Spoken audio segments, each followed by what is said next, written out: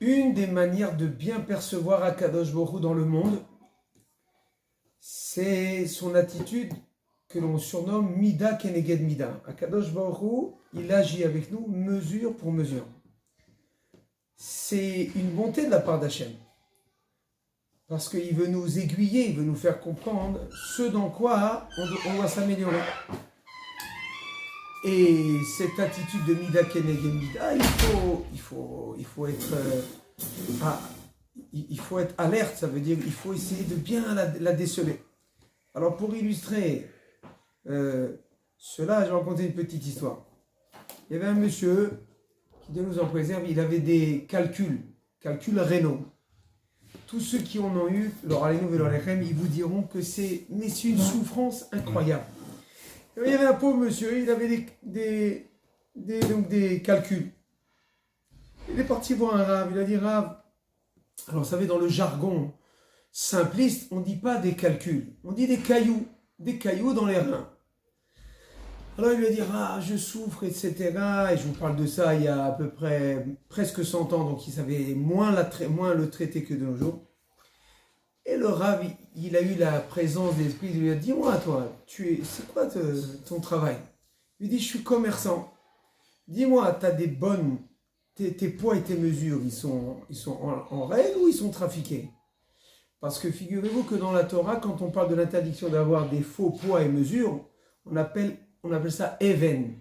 Even, c'est une pierre. La Torah demande even shelema vatsedek. Tu dois avoir des pierres justes.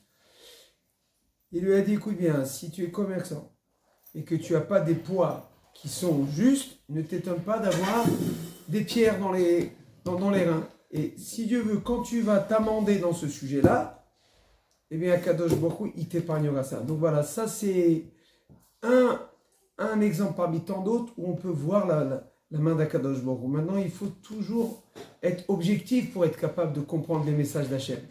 Une autre petite histoire qu'a raconté le Rav Chaim Shmulevitz Alav Shalom. Il a raconté qu'il y avait un jour, on a présenté un garçon à une jeune fille pour voir s'ils veulent se marier ensemble. Et ils se sont plu.